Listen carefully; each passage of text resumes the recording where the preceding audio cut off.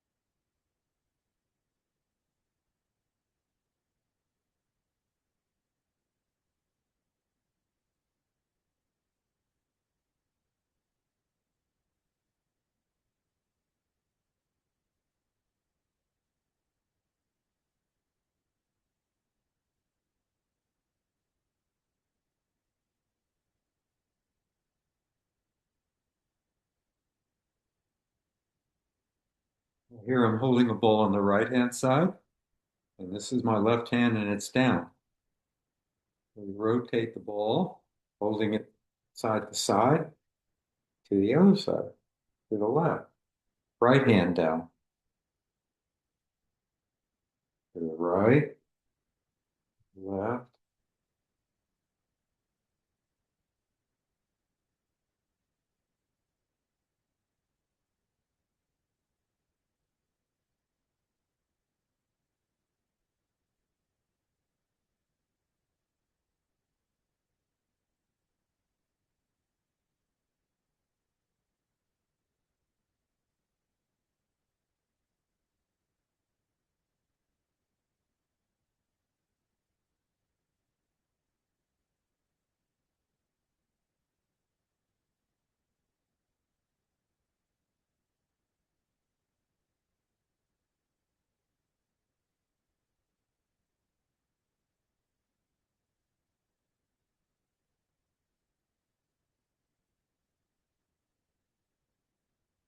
Okay, so let's do some teacup exercises.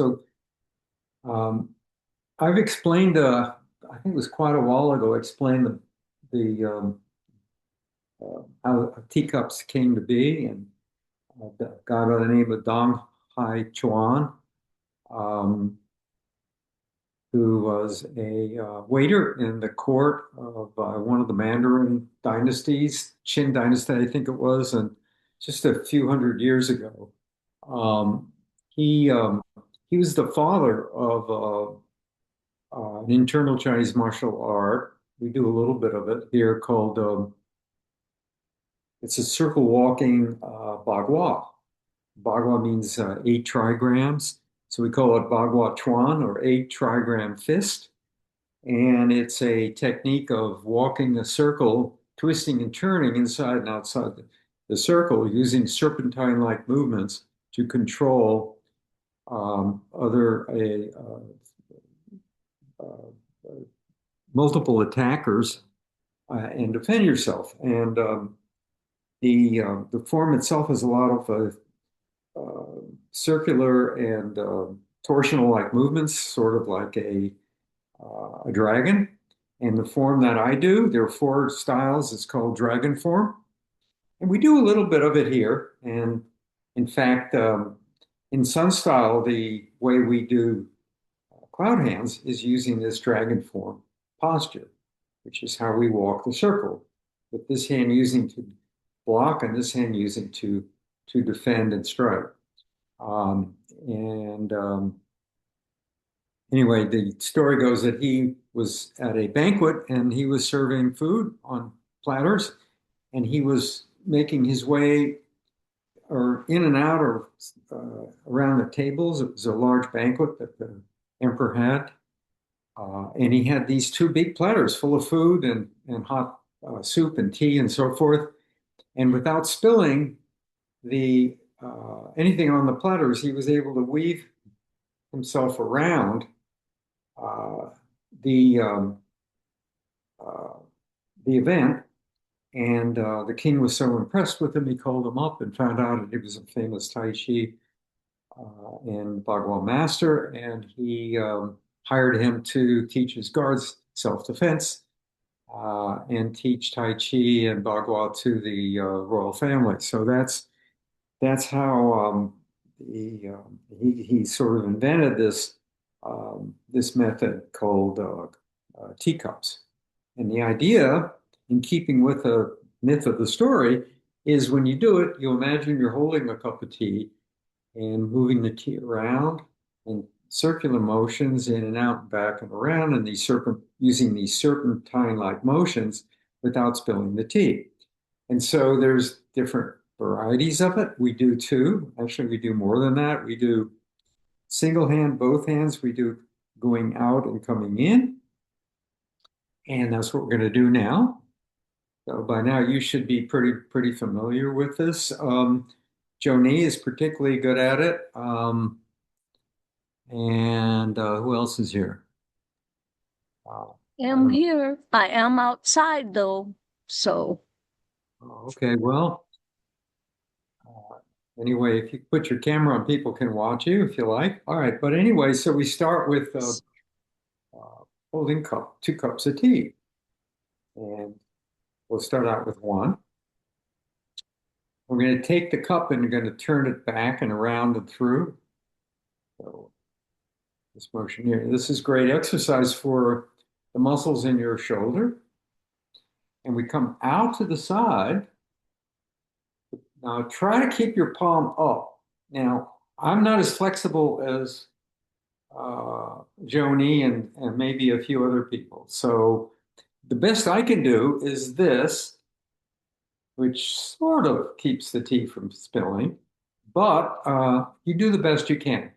And so here I'm doing a little better. I'm coming around and keep trying to keep the palm up and back and around and through. Okay, so we want to do it slow. All right, do it slow so people can see you. I'm doing one hand, she's doing two. It's all right. And so she's really good at it. So she's able to do two-handed um, in sync, alternating. So uh, you can practice it, get it with one hand, get it with the other hand, and then start to get to do it with both hands like she's demonstrating. Just take your time. It's important to go slow so you get the movement, it becomes familiar. All right. That's the first time I've seen you outside, Joni. It's usually freezing, but it's like 50 something and sunshine, and so this is really warm for us. So Is that in your backyard? yes, and my neighbor is Oh, mowing the grass, so okay. So now I'm going to go to the left hand.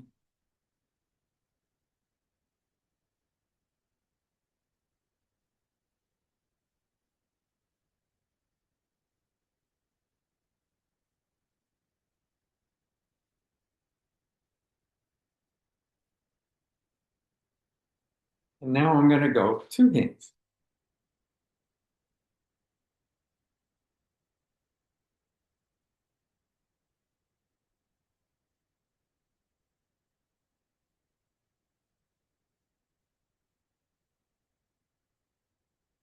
I like to do eight. Now, and if you want to do both hands, the way to get started is just sort of move like this. So you say you've got one hand going in and one hand going out. Okay? So that's the idea is when one hand is moving in one direction, the other hand is moving in the mirror image in the opposite direction. And so I'm going to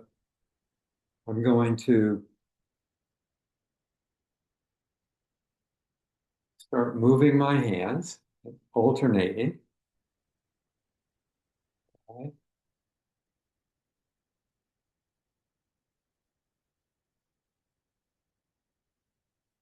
So if you slow it down and start like this,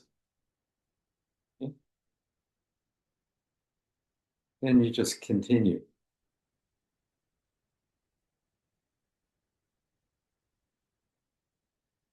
All right.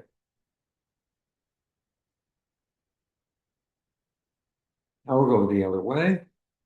We're going instead of back, we're going out and to the side and around, making that nice figure eight.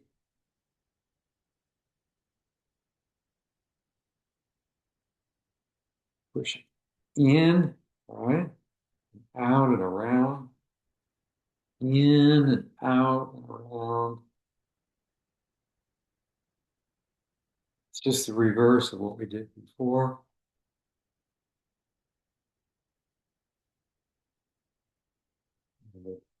Go with the left hand out and around, circle, out, around, circle, out, around, and circle, out, around, and circle, and in, out, and around, and through. Okay, we do both hands.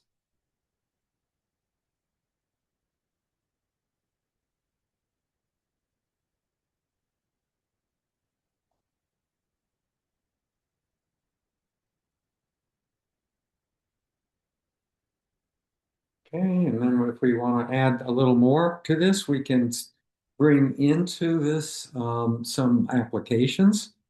And so let's start with going back.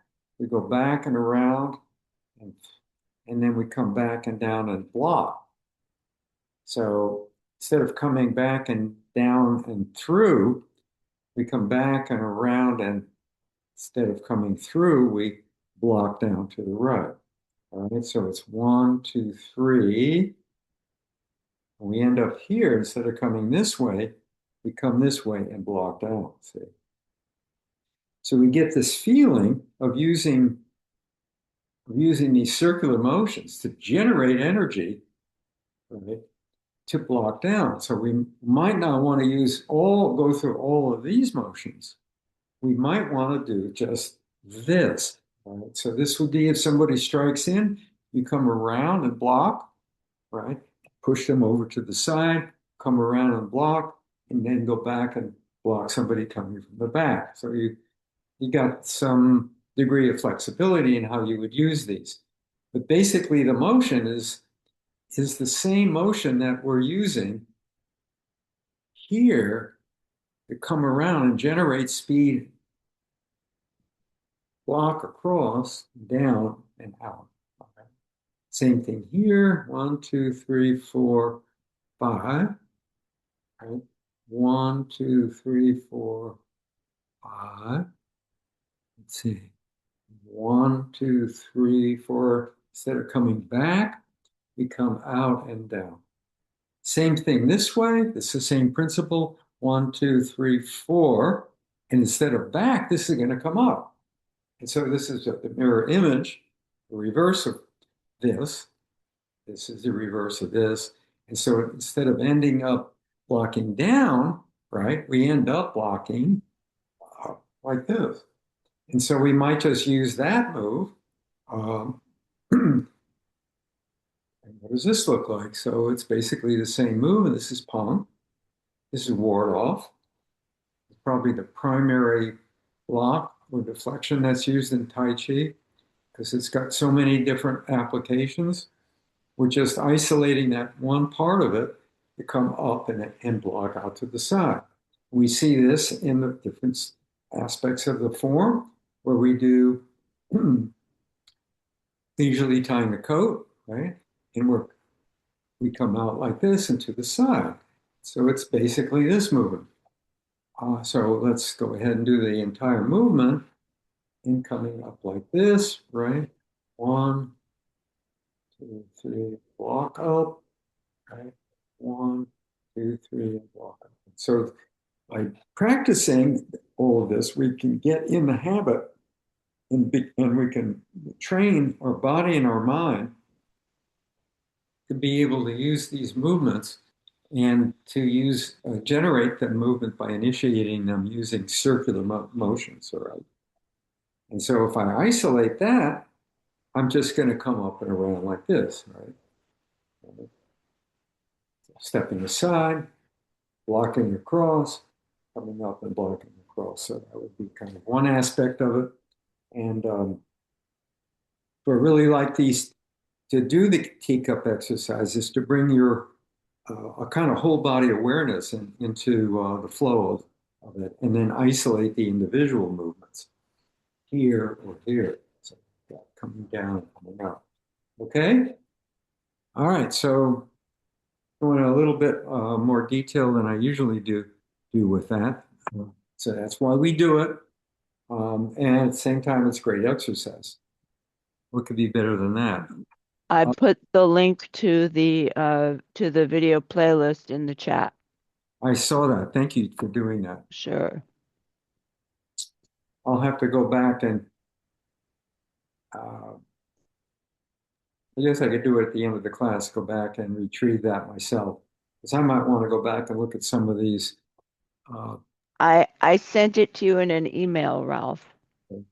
Good. Okay. Did you do it just now? No, I did it yesterday, I think, or the day before. I Uh, can send it. I'll send it again. I'll look for it. I should have it. Um, okay, so let's do one let's do one more exercise, one or two more exercises, and then I'm going to go give a little talk about. We've been focusing on the eight energies that they're called in Tai Chi, the eight energies, and as you know, they're better defined as you call them energies. It doesn't really have much meaning, but really what they are techniques um, that use energy, but they're basically techniques that are used to generate a force or to neutralize a force. And they just so happen to be called energies in Chinese. So the one we're going to be talking about today, the seventh one is push. And push is a really important one because it has a lot of applications. We'll talk a little bit about push after we do the next couple of exercises. We're going to sit up straight and we're going to make two fists. Bring the fists in, draw them back, the heart of the fist up, and we're going to punch, right? With this rotating punch as we kick with the other leg. If you can't kick, that's okay. You can kick a little, kick a little. So I'm just kicking out like this, kicking out like this, or I have pretty good flexibility, so I'm going to go up as far as I can.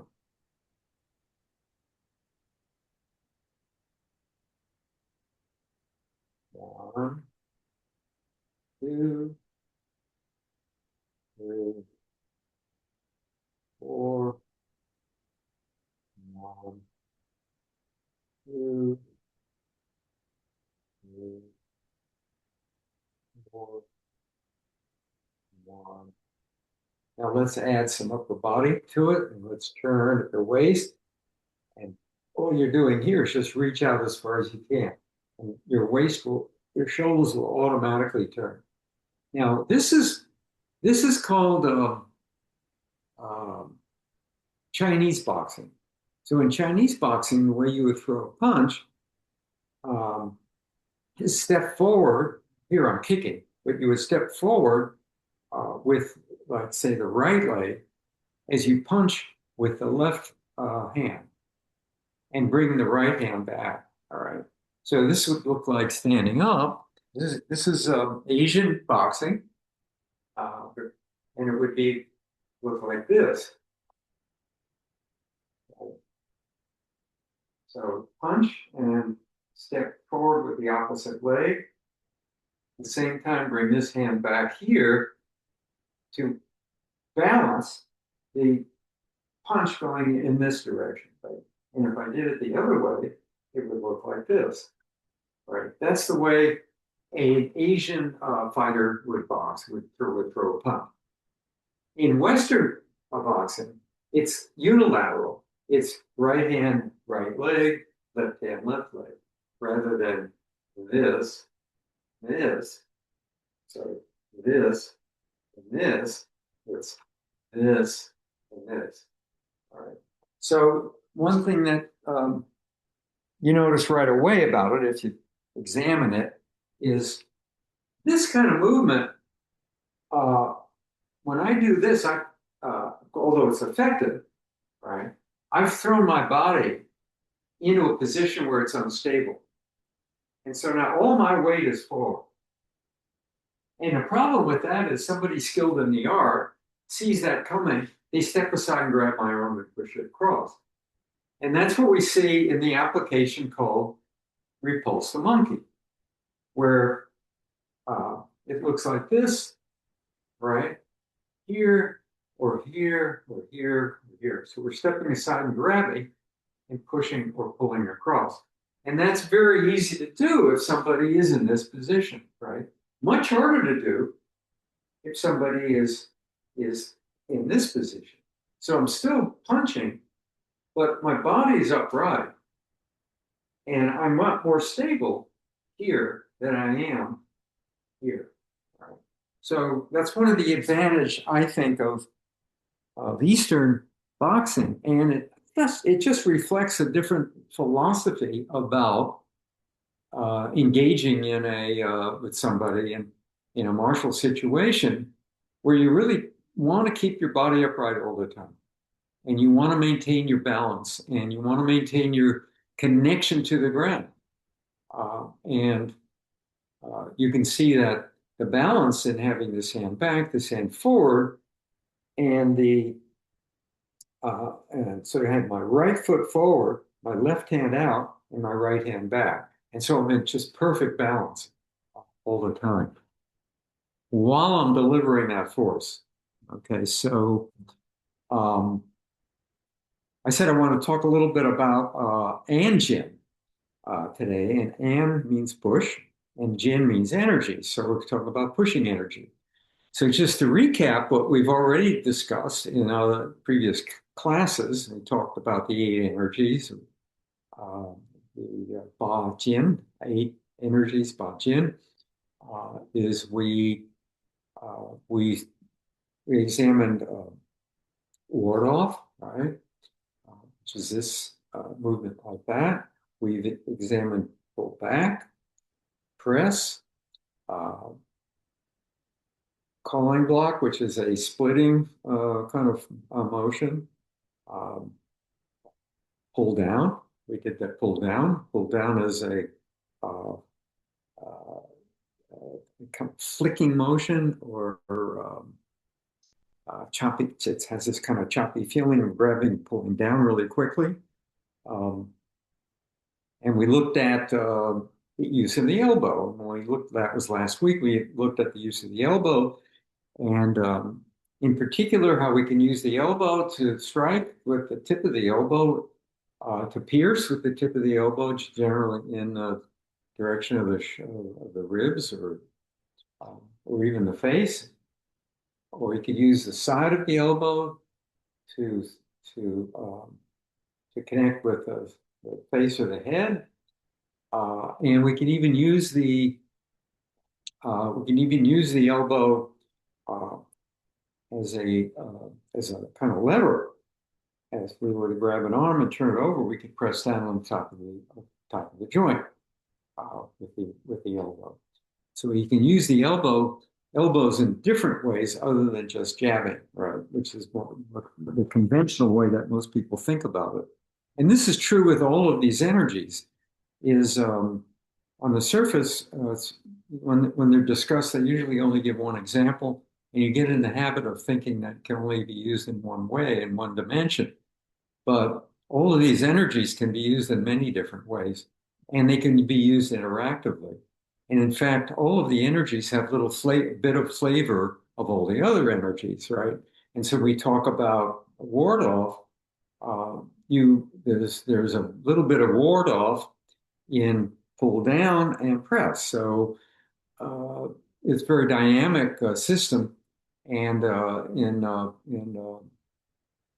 in its use in actuality, there's an infinite number of possibilities since you're using your feet and your hands, your shoulders, your elbow, using all of your body, uh, and all these different parts of your body can be used uh, to in the sense to generate these eight energies. So you get basically an infinite number of possibilities.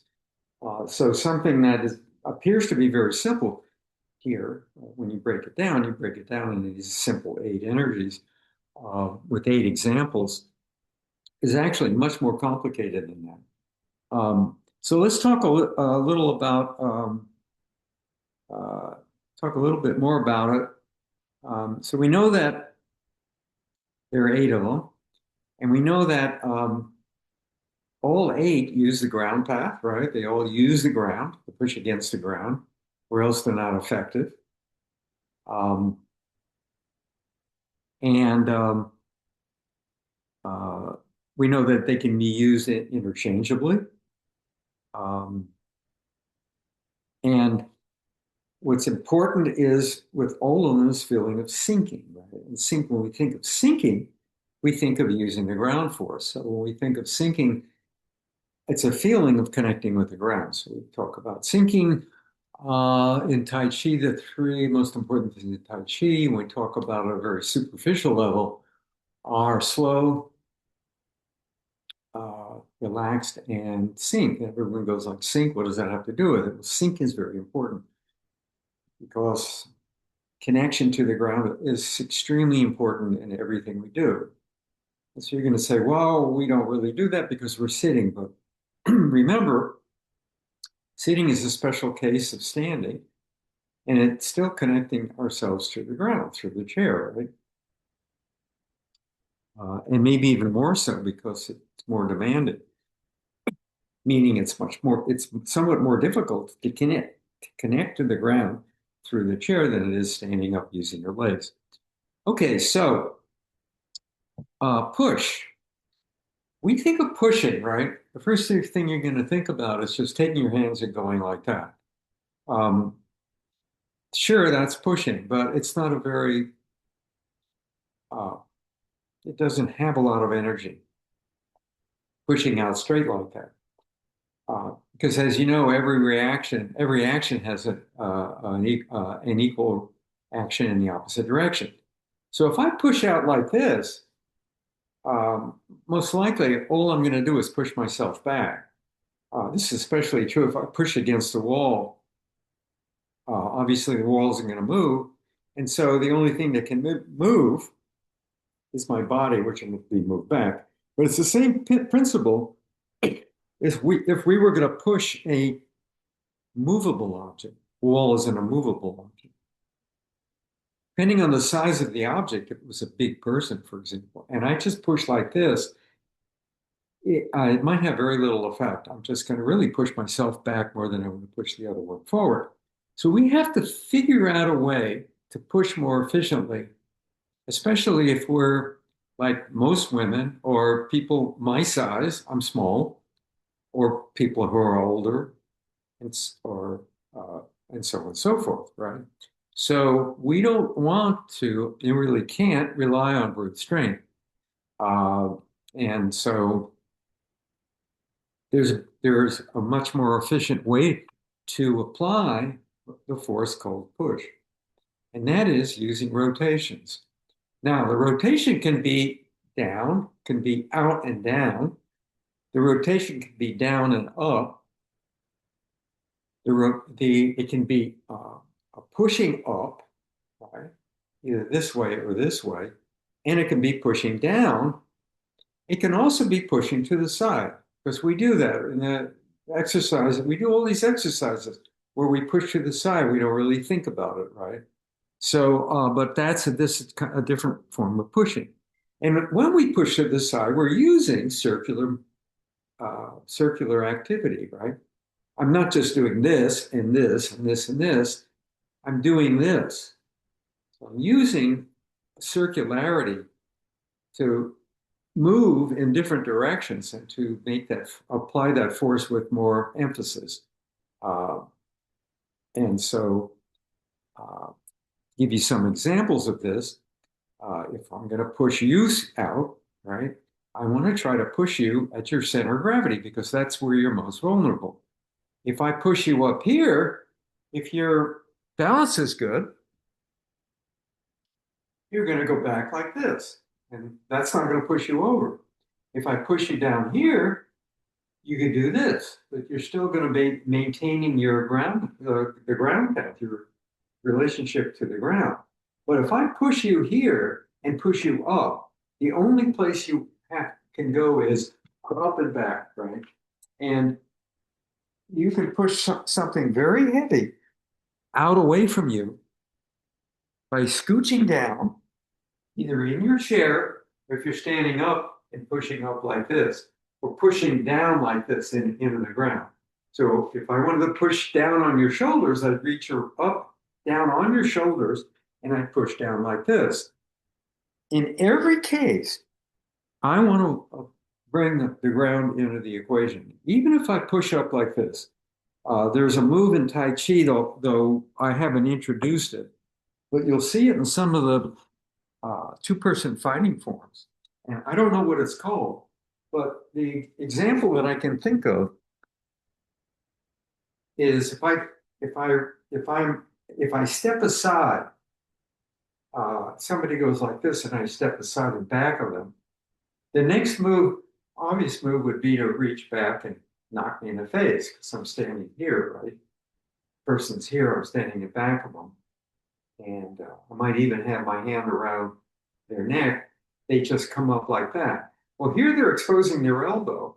When I see that coming, I duck and I reach down, I sink down, again using that term, sink into the ground and push up at the elbow. So I'm basically doing this. No matter, I'm never doing this. I'm never doing this. I'm never doing this, and I'm not pushing down and up like that.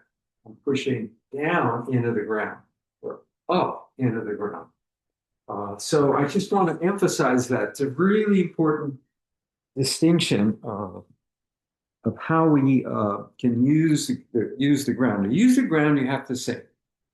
And I don't care whether you're sitting or whether you're standing. So I gave you some examples of,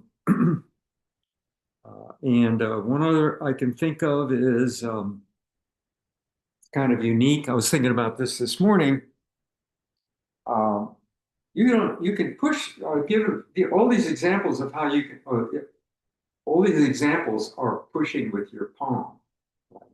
This way, this way, this way, and this way.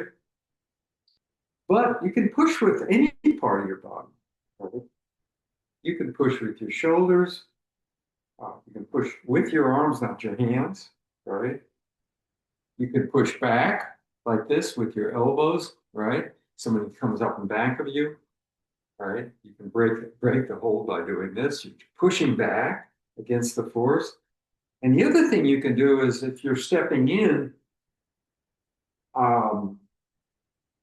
it's hard to demonstrate, but I can use my leg to push against the back of somebody's leg. So if I get up in back of somebody and I push here, it breaks their structure, right? And once I break their structure, I can push them over. I can do pretty much whatever I want. So if my intent is to step around somebody and reach around and throw them over, like in Bagua, let's throw them over my leg, I can make that happen 10 times easier by stepping around, doing this, and then just pushing with my knee in the back of their knee, break their structure, and then that way it makes it easier for me to throw them over. I have a teacher who is teaching me a lot of street fighting techniques, and a lot of the I'll show him some Tai Chi moves, and then he shows me how to really make them work for somebody like my size by applying these forces that normally I wouldn't even think of. And so one example, and I just gave that example, is pushing with your knee against the back of somebody else's knee while you're doing something else. So there's a lot to this stuff. Okay, so I went into a lot of detail about push. I've seen people push really heavy objects by sinking into the ground and keeping their back upright. And the force is really as much down as it is out, whether you're pushing down or pushing up. When I mean with the hands, pushing down and forward, pushing up and forward. It's basically a way to the most efficient way to do it is to redistribute the force through the ground. So I can't emphasize that enough. And it's really particularly true for the way we move. In walking, I don't care whether you use a cane or walker, or maybe even it's true with a wheelchair, although I don't have experience with using a wheelchair. is your ability to connect to the ground uh, is really what allows you to move with balance and elegance, right? And to prevent yourself from falling. It's your relationship to the ground, which prevents you from falling. And it's how you feel that relationship, how you perceive it, and your experience with it that determines how stable you are, right? So all of this is cosmically connected.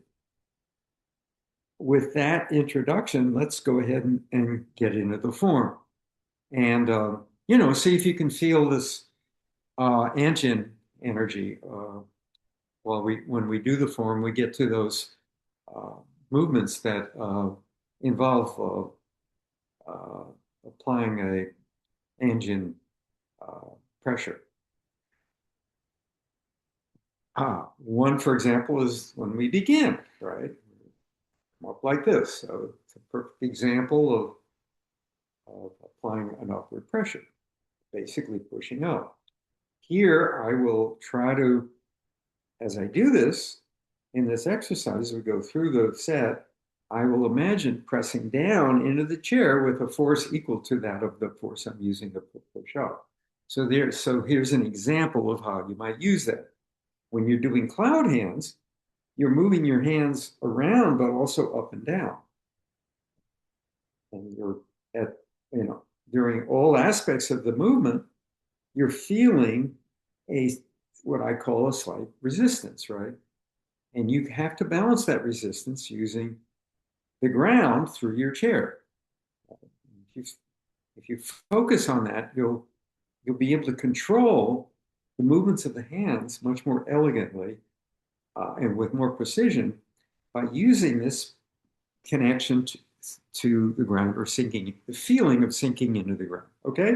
So I invite you to do that if you like. And so here we go, and we're going to bring the hands up.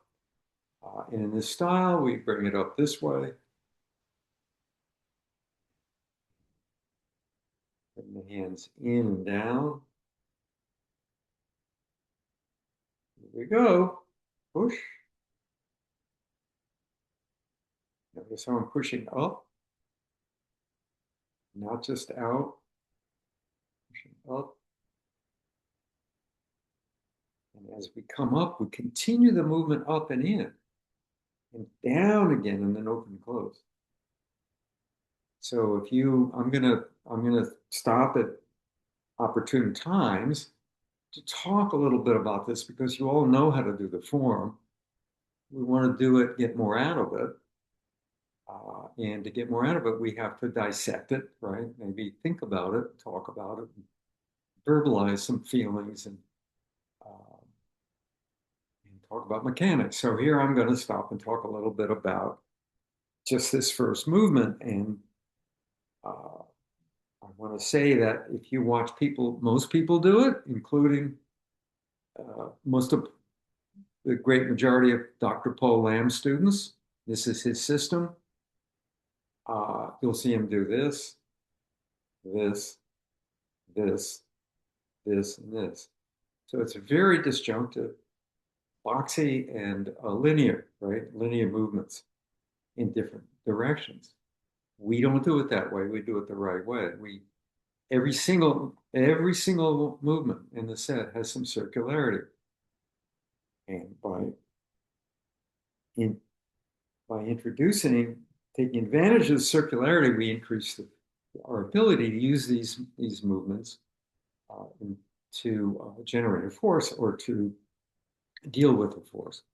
So we're either on the offensive or on the defensive more efficiently. Okay, so we're coming up and in and down, and it's this kind of movement like this. It comes up and in and down like this, and then it's coming out and up. Continue up and in and down and open and close. That one movement called the commencement turns out to be quite complex, right? When done right. It's not just that, it's not that simple. People go through the commencement and go like, well, that's over with. Now I can get into the set. You could just do the commencement, and you could spend a great deal of time perfecting it, and just do it over and over again, and you're doing Tai Chi. Finally, open and close. Open and closes, even that isn't linear. I'm not doing this and this. Watch what I'm doing. I'm compressing out and in like a bellows, right?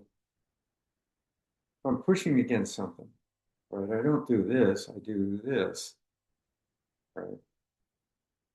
But if I want to hit something, I do it this way. I don't do this, like opening and closing the door. I generate the force like this, and winding up to push it aside, right? Or collapsing it, opening and closing. Get this movement, right? If I reach out and bang, if I go out and bang and in, that's one thing.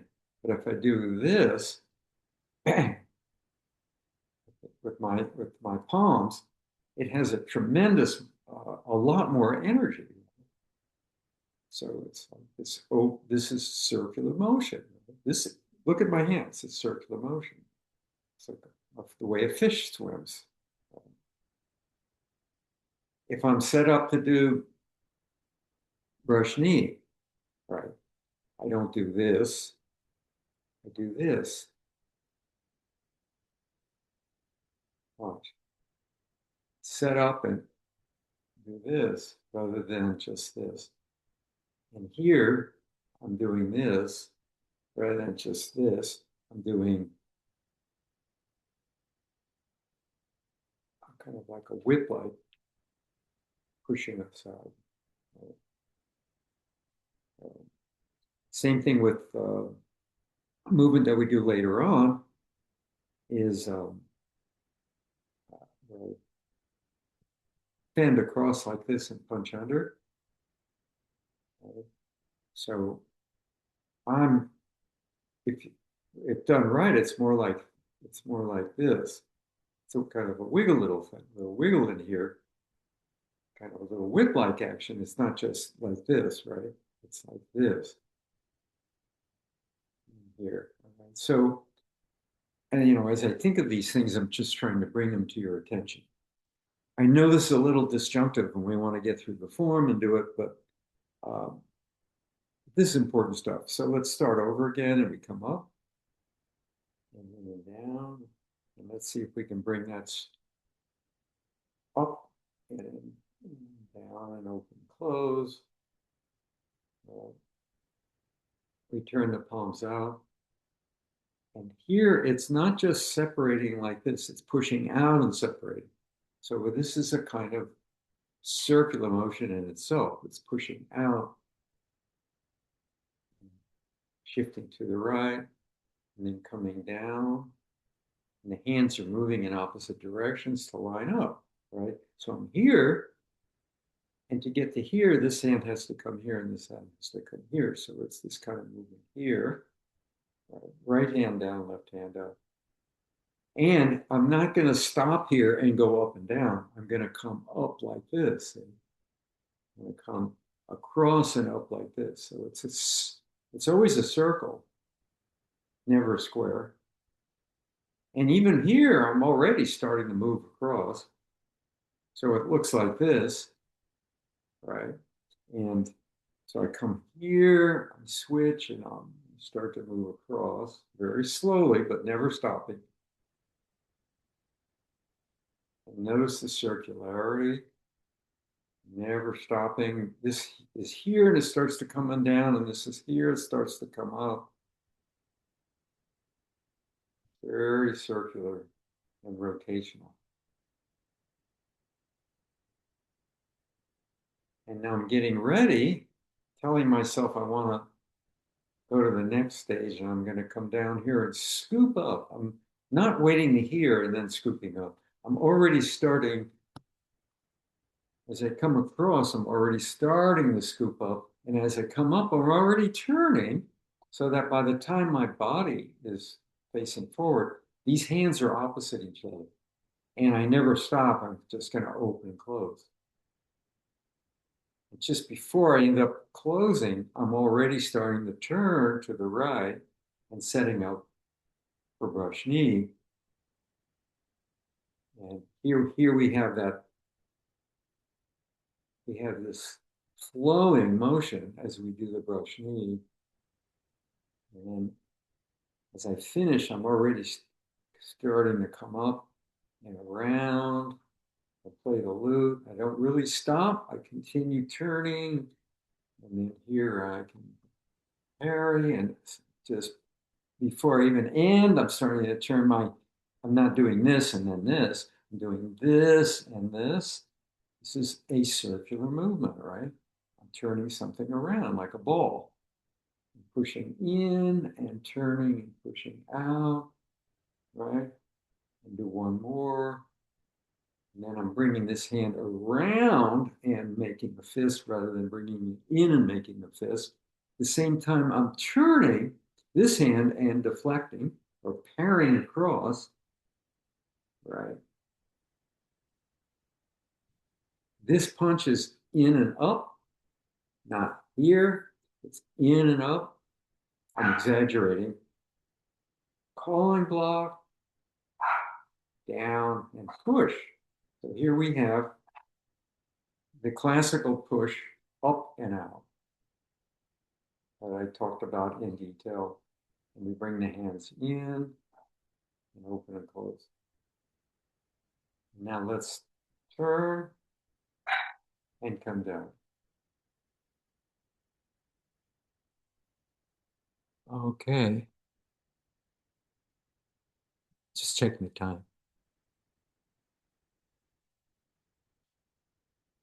Oh, yeah, I can't see it. All right.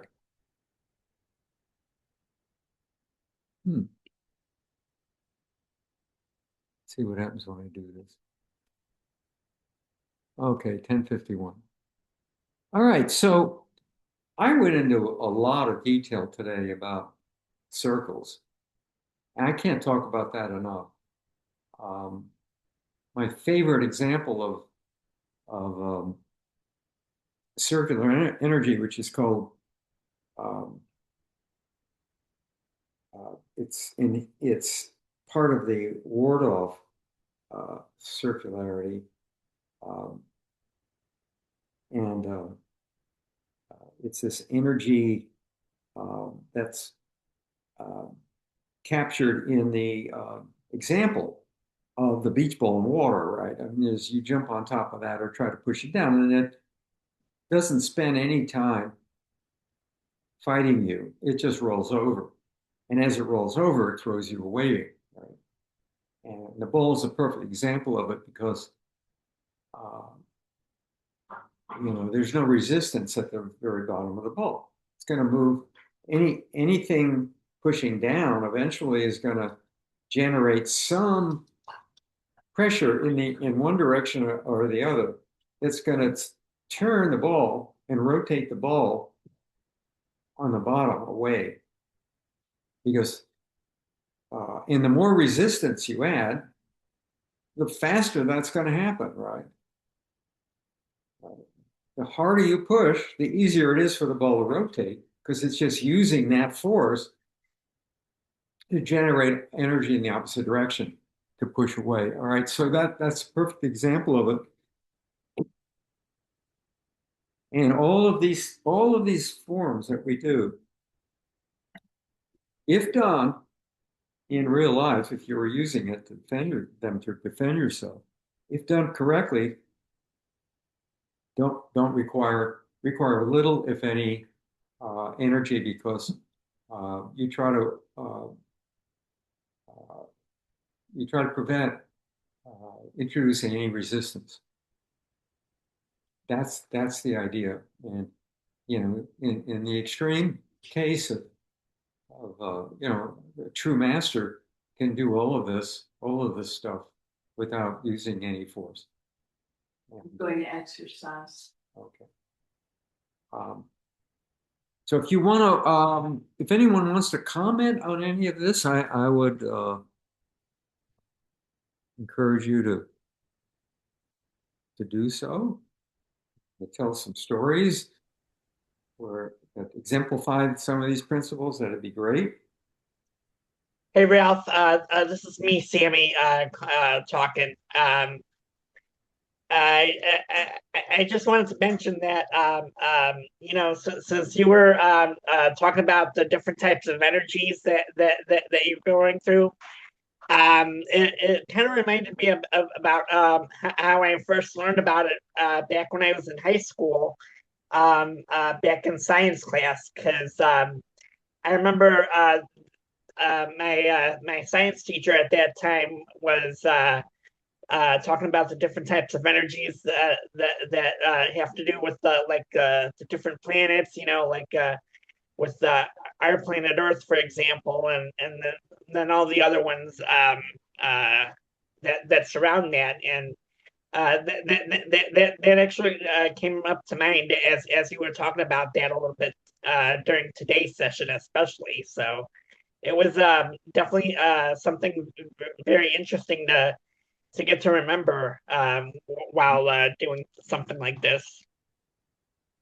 Yeah, well, it's the way the universe works. The universe uh, finds it's the perfect equilibrium with respect to everything, right? There's uh, nothing, I'm sitting here looking out at the water, and which is very inspirational for me. And I look at the water and I just see the way it flows, and then the tide changes, and it just kind of goes its own way, and there's no stopping it, right? It's just very natural, and uh, you watch animals and the way they move, and they use as little energy as possible, right?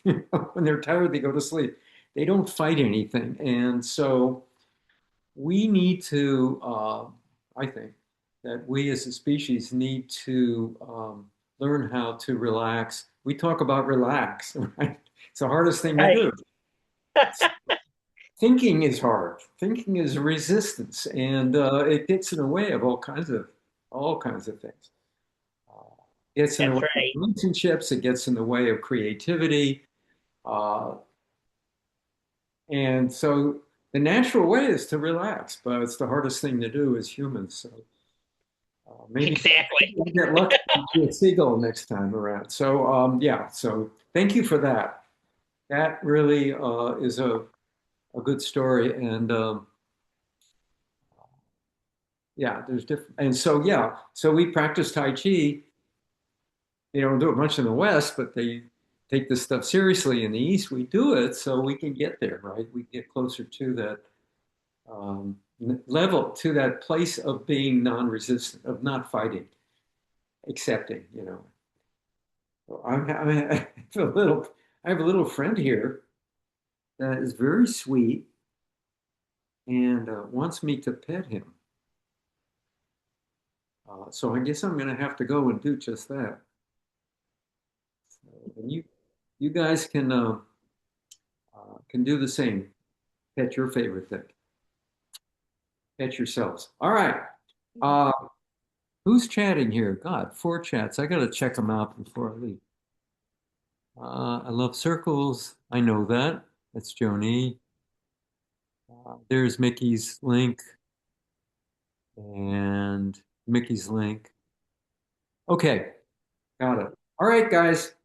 Have a great week, and hopefully we'll get together next week. And Mickey will be here, or Patrick will be here, I guess. One or the other. All right. Yeah. Take care. Bye. Bye. I